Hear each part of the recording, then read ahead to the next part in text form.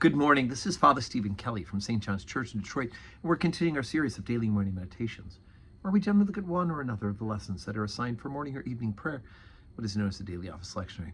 Today for Tuesday, let's take a look at the lesson that's assigned from St. Mark's Gospel for morning prayer, and that is chapter 10, beginning at verse number 1.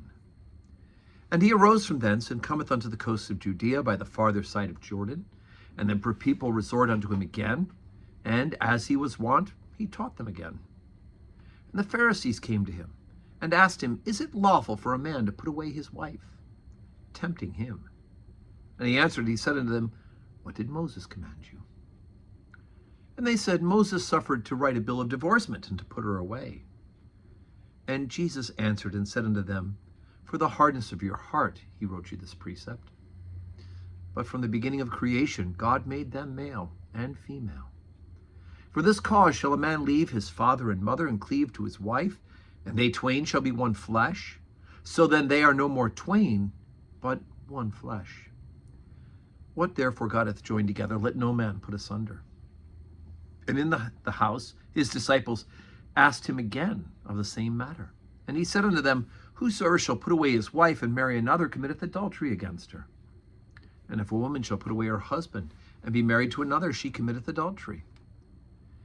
And they brought young children to him, that he should touch them, and his disciples rebuked those that brought him.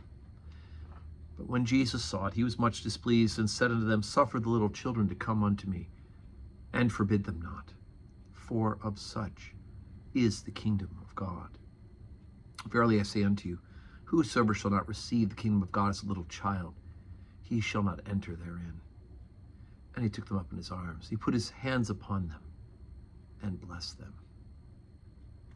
Okay, so here's Jesus' teaching about marriage.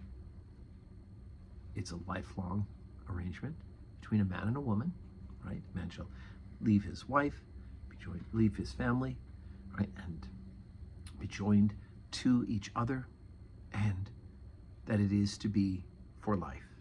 And it is for the good of children. We hear about bringing the children to him. He puts that in at the end. And Jesus, knowing that they're trying to trip him up with the minutia of the rules, says, well, what did Moses say? Well, Moses allowed for divorcement because of the hardness of heart, and we have that hardness of heart here in our own time and age as well. But what Jesus is saying is for the protection of women. Under the original system, women could just be put away. They had no recourse to law to stop it or to have an equitable settlement of assets. And so Jesus, by forbidding divorce, allows for the woman to be secure in the marriage, which is what the marriage bond is for, but have that man and a woman come together for their mutual comfort one to another, for the love and for, if it be God's will, the procreation of children. Those are the purposes of marriage, and anything else falls short of the mark. Sadly, we still have the same hardness of heart, and divorces do happen. God help us all. May we all be better followers of Jesus Christ, so that we both get into marriages that are godly and good, and we continue to keep Jesus Christ as the center of that marriage in order for those two to learn love and forgiveness and compassion and the type of charity that's open to others in the bringing of children into the world.